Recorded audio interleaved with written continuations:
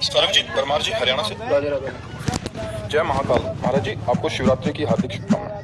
महाराज जी, मेरा प्रश्न है, क्या राम नाम का जाप करके शिव जी की प्राप्ति की जा सकती है? अवश्य। शिव जी के गण बनना चाहते हाँ, अवश्य अवश्य प्राप्ति कर सकते हैं। आप ऐसा भाव कर सकते हैं कि राम नाम भगवान शिव को बहुत प्रिय है। जैसे हमारे भगवान शिव को जो प्रिय हो वो हम भेंट चढ़ाते हैं ना, हम राम राम राम राम जब तक उनको देते हैं, उसका फल होगा, शिव की प्राप्ति हो जाएगी। समझ रहे? बिल्कुल कोई संशय नहीं, अवश्य प्राप्ति हो जाएगी। शिव जी का ध्यान कैसे करें? शिव जी की मूर्ति जी को मन में सोचें या कुछ और करें? मुझे समझ नहीं है महाराज जी। बच्चा, पहले नाम जप करो। ध्यान का अधिकार एकाग्र और पवित्र मन में होता है। ना एकाग्रता है ना पवित्र मन है, आंख मूंद के देखो, अंधेरा नजर आएगा ना। पहले नाम जप करो। प्राय सत्संग में सुना होगा, हमने कहा नाम जप करो और नाम का ध्यान करो। अक्षर ब्रह्म है। जी भी नाम का रूप तो देखा नहीं है ना। जैसे प्रश्न हुआ ना कि क्या ध्यान करें, तो नाम है। जैसे राधा, हम अपने राधा राधा वही बार बार हमारे नेत्रों के सामने, वही हृदय में चल रहा है, वही श्रवण इंद्रिय से सुन रहे। तो उसी राधा नाम में जो राधा रूप है वही प्रकाशित हो जाएगा। ध्यान नहीं करना पड़ेगा, अपने आप वो रूप प्रकाशित हो जाएगा।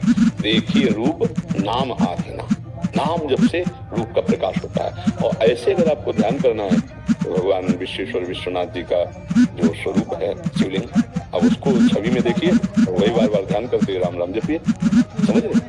वास्तविक तो जो शिव का स्वरूप है वो प्रकाशित हो जाएगा, भजन से प्रकाशित हो जाएगा। जो हमारे हृदय में प्रकाशित होगा वो जो देखा सुना नहीं ऐसा है, वो जो न सुना है न देखा है, ऐसा शिव का रूप है। तो वो भजन से ही आएगा। जो अभी हम देख रहे हैं, सुन रहे हैं, ये माया युक्त स्वरूप है।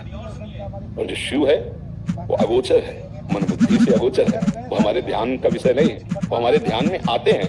हमारी इंद्रियों की सामर्थ्य नहीं कि उनका हम ध्यान कर सके, वो मन बुद्धि के अगोचर है। क्योंकि प्राकृतिक यंत्र है मन बुद्धि, ये केवल प्रकृति की क्षमता है इसको देखने की, जितनी उतनी ही। संपूर्ण प्रकृति को देखने की भी क्षमता नहीं है।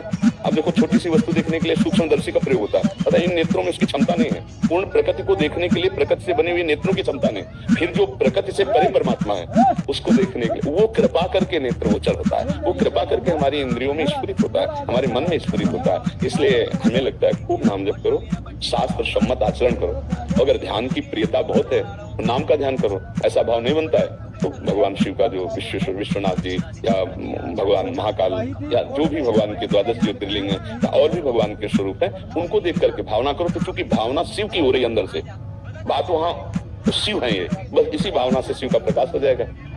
बस चल दो तो यात्रा पूरी कराना उनका काम है। हम चल रहे हैं, हम भजन शुरू कर रहे हैं। ठीक है? राम का नाम जपते हैं तो फिर राम में वो राम राम ध्यान आ जाते हैं। आप ये समझ लो, अगर राम का नाम जप करके शिव की प्राप्ति करना चाहते हो तो परसेंट होते हैं 100, हम 1000% करें शिव की प्राप्ति हो जाएगी। क्योंकि राम जी आपको शिव से मिला देंगे और शिव जी आपको राम जी से मिला देंगे। तो है नहीं, वो लीला के लिए कभी वो स्वामी बनते हैं, वो सेवक बनते हैं, कभी वो सेवक बनते हैं, वो स्वामी बनते हैं। रामेश्वर की स्थापना करके आप आराधना कर रहे हैं, हनुमान जी बन करके आप आराधना कर रहे हैं। समझ रहे? अगर राम जी के चरण पकड़ोगे तो वहीं शिव जी मिल जाएंगे, शिव जी के चरण पकड़ोगे तो राम जी के चरण तो पकड़े हुए हैं, मिल जाएंगे। एक है चरण पकड़े सहला रहे हैं, नहीं स्वामी बने बेटे, तो एक है आराधना कर रहे हैं स्वामी मान के उनको। तो ये एक ही है लीला के लिए। ये भगवान हरि और हर ये ऐसा रूप धारण किए, विधि हरि हर ये एक ही भगवान है, अपने स्वरूप को प्रकाशित किए हैं। समझ गए? भेद नहीं है। खूब राम राम जपो। ठीक है?